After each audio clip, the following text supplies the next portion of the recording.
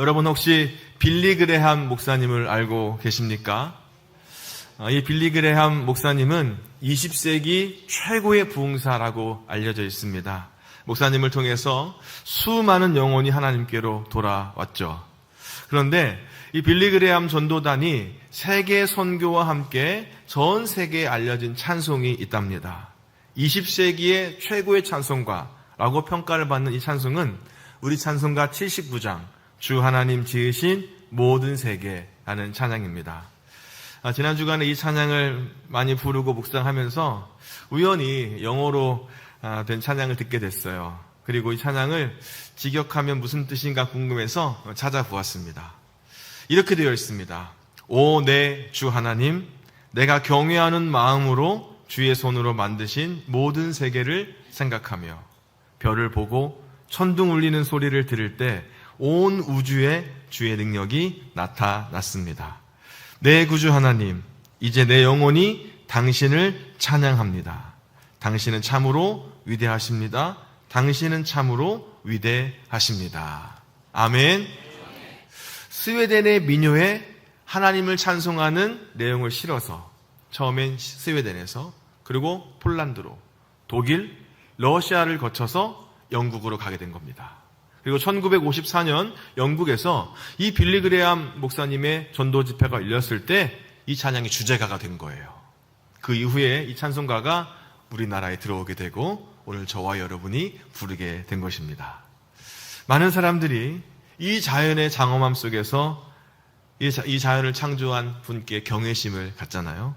마음을 열면 작은 풀잎 위에 이슬방울에서도 그 속삭임을 들을 수가 있지 않습니까?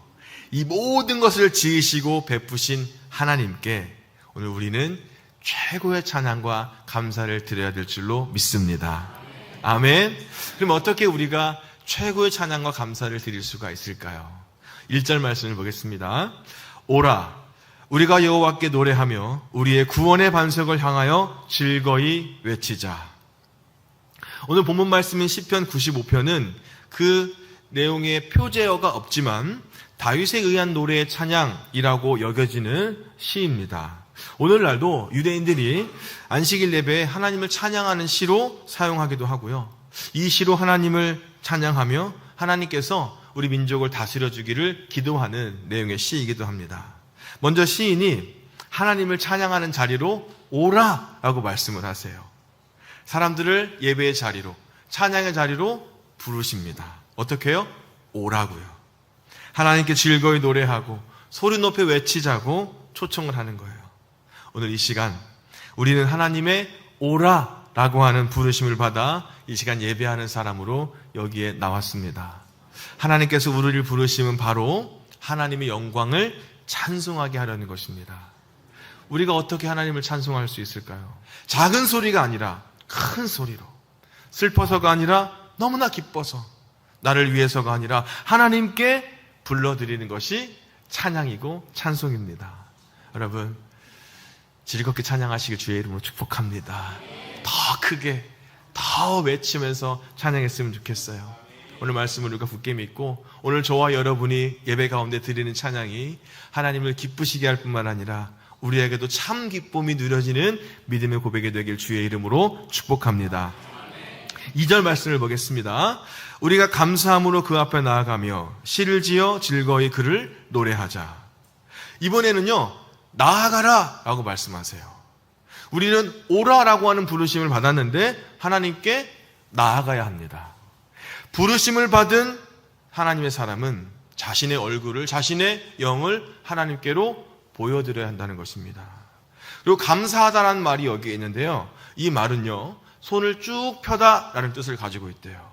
그러니까 하나님께 우리가 어떻게 나아가냐면 우리의 마음과 생각과 영을 다해 나아가며 우리의 손을 펴서 감사함으로 하나님께 나아가야 한다는 말씀입니다. 사랑하는 여러분, 우리는 하나님께 찬양할 때 즐겁게 감사의 찬송을 불러야 될 줄로 믿습니다. 사랑하는 여러분, 여기 혹시 즐거운 마음이 아니라 어쩌면 우울하고 슬픈 마음, 아니면 이도 저도 아닌 마음을 갖고 계신 분이 혹시 계신가요? 한 주간의 피곤한 삶 때문에 웃을 힘도, 기뻐할 내용도 없이 그저 내일부터 다시 주어질 삶 때문에 걱정이 가득한 분이 혹시 계세요? 하지만 주님은 수고하고 짐진 모든 자들아 다 내게로 오라. 내가 너희를 쉬게 하리라. 라고 말씀해 주시지 않습니까? 우리는 이 하나님의 부르심에 응답해서 하나님께 나아가되 어떻게 해요? 즐겁고 기쁜 마음으로 손을 쭉 펴서 감사한 마음으로 찬송해야 될 줄로 믿습니다. 이것이 바로 하나님의 은혜를 아는 사람이고요. 그 사랑을 받았음을 확신하는 사람의 모습이 아니겠습니까? 사랑하는 형제자매 여러분, 2025년 우리 교회가 늘 즐겁게 손을 들고 감사의 찬송을 불렀으면 좋겠어요. 이 기쁨이 우리에게 충만하시기를, 그리고 우리 성가대에게 충만하시기를 주님의 이름으로 축복합니다. 그러면 우리가 그렇게 해야 될 이유가 있지 않겠습니까? 3절 말씀입니다. 여호와는 크신 하나님이시요 모든 신들보다 크신 왕이시기 때문이로다. 우리가 하나님을 즐겁게 또 감사의 찬송을 부르며 나아가는 이유는 하나님이 크신 하나님이시기 때문이라는 거예요. 하나님이 크신 왕이라는 겁니다. 여기에서 크다라는 말은 작고 큼을 나타내는 표현은 아닙니다. 하나님은 무엇과 견주어 비교할 수 없는 분이 아니겠습니까? 그 어떤 말로도 하나님을 충분히 표현하기에는 부족하지 않습니까? 다만 말로 표현하려니 이렇게 말할 뿐입니다.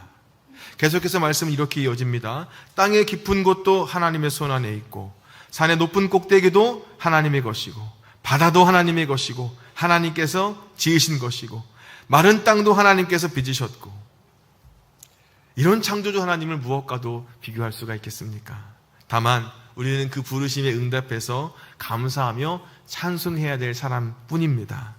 하나님을 믿는다면 마땅히 달려나아가 찬양해야 되는 사람들이 오늘 저와 여러분인 줄로 믿습니다. 크고 놀라우신 하나님께 즐겁게 감사하며 찬양하는 우리 모두가 되길 주의 이름으로 축복합니다. 또 우리가 어떻게 찬송해야 될까요? 6절 말씀입니다. 오라 우리가 굽혀 경배하며 우리를 지으신 여호와 앞에 무릎을 꿇자. 또다시 오라고 해요. 이번에는 어떤 모습으로 오라고 할까요? 이번에는 부르심을 받아 하나님께 나아가는 사람들이 어떤 마음과 태도를 가져야 하는지 우리에게 말씀하고 있습니다. 우리가 오라는 하나님의 부르심에 나아가지만 때로는 떳떳하지 못할 때가 있습니다. 왜냐하면 우리는 늘 연약하고 자랑할 것이 없는 사람들이기 때문입니다. 그래서 우리가 오라는 하나님 앞에 마땅히 가져야 될 자세는 바로 엎드림입니다. 여기에서 굽혀 경배하며 무릎을 꿇자라는 동사가 3가지가 나오는데요. 하나님의 위대하심 앞에 겸손해야 한다는 것 아니겠습니까? 나를 낮추고 하나님을 높여드리는 것이 바로 찬양이고 경배인 것입니다. 나는 자랑할 것이 전혀 없음을 인정하고 겸손하게 낮추며 크신 하나님, 나의 왕이신 크신 하나님을 찬송하는 것이 바로 하나님이 원하신 찬양의 태도인 것입니다. 사랑하는 여러분, 우리는 겸손하게 찬양해야 합니다. 하나님 앞에 겸손하게 엎드릴 것을 강조하는 이유가 말씀에 나타나 있는데요. 7절 말씀 보겠습니다. 그는 우리의 하나님이시요 우리는 그가 기르시는 백성이며 그의 손이 돌보시는 양이기 때문이라. 아멘. 우리가 감사드리고 찬송해야 할 분은 하나님이세요. 그 하나님은 왕이시고 우리는 그분이 기르시는 백성입니다. 하나님은 목자시고 우리는 그의 돌봄이 필요한 양인 것입니다. 사랑하는 여러분, 자신을 하나님께서 기르시는 백성이고 하나님이 돌보시는 양이라는 것을 철저하게 고백해야 합니다. 그래야 진정한 감사와 찬양이 있는 예배를 드릴 수가 있는 것이죠. 겸손하게 하나님 앞에 엎드리는 예배자가 되길 주의 이름으로 축복합니다. 주님, 나는 주님의 도움이 필요한 양입니다. 주님은 나의 선한 목자입니다. 당신이 이끌어가는 모든 곳에 내가 겸손하게 따라가길 원합니다. 이런 고백이 오늘 예배하는 저와 여러분의 고백이 되길 주님의 이름으로 축복합니다. 복음성가 가수이자 작곡가 한 분이 있었습니다. 이분은 유년 시절에 아버지에게 버림을 받았대요. 가정은 완전히 망가졌고 온갖 빚 독촉 등의 경제적인 어려움을 겪었습니다. 그래서 매우 어렸을 때부터 지독한 가난을 경험했다고 해요. 그의 어머니는 김을 팔아서 하루하루 근근히 살아갔다고 합니다. 그래서 그는 초등학교 시절부터 노동을 했다고 해요. 신문 배달, 우유 배달을 하면서 한 달에 15,000원 정도를 벌었다고 합니다. 9,000원은 어머니에게 주고 5,000원은 책을 사고 1,000원은 한 달 내내 먹고 싶었던 과자를 그때 사서 동생이랑 나눠 먹었대요. 비 오는 날이 가장 싫었다고 합니다. 신문이 젖기 때문에 신문을 하나씩 비닐에 싸서 배달을 해야 해서 비 오는 날이 싫었대요. 배달해야 할 우유가 그렇게 먹고 싶었는데 참고 참으면서 그렇게 학창시절 내내 여러 가지 일을 했다고 합니다. 경제적인 어려움뿐이 아니었습니다. 그는 간경화 증상으로 군대도 가지 못했다고 합니다. 비싼 약값 때문에 또 고생하시는 어머니에게 짐을 더하는 것 같아서 절망했던 때가 한두 번이 아니었대요. 그래도 어머니의 기도로 다져진 그 신앙만큼은 잃어버리지 않고 신학교에 진학을 해서 주의 길을 걸어가게 됐더랍니다.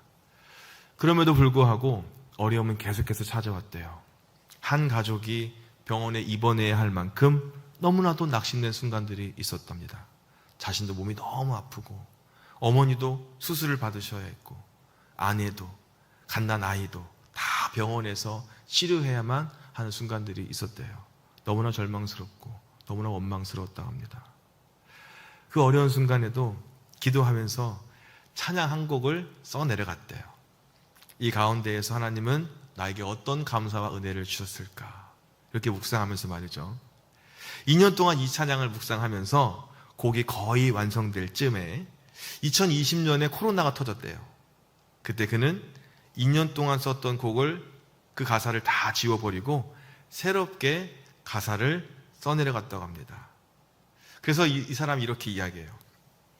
코로나가 시작되면서 우리가 당연하게 생각했던 것들을 많이 잊어버렸습니다. 이전까지는 내 삶의 감사와 은혜가 무엇인가를 생각하며 가사를 썼는데 이때부터는 질문이 바뀌었습니다.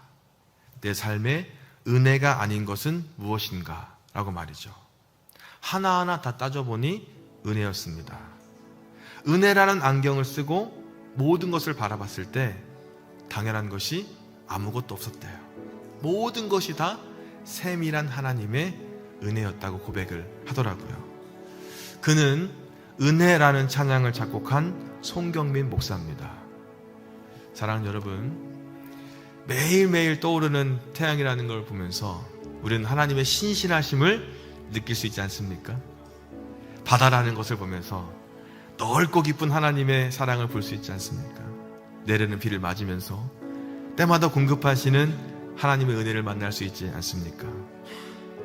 부모님의 희생을 보면서 하나님의 희생을 느낄 수도 있지 않습니까? 교회를 보면서 예수님의 십자가의 사랑을 만날 수 있지 않습니까? 당연한 것이 아니라 하나님의 은혜입니다. 바다를 누리며 헤엄치는 그 물고기처럼 이 하나님의 은혜라는 큰 바다 속에서 우리는 하나님의 사랑을 누리며 살아가고 있는 것 아니겠습니까? 당연한 것이 아니라 하나님의 은혜입니다. 사랑하는 성도 여러분, 우리는 무엇을 붙들고 인생을 살아가고 있습니까? 우리가 붙들고 살아가야 할 것은 무엇이에요? 그것은 하나님의 은혜입니다.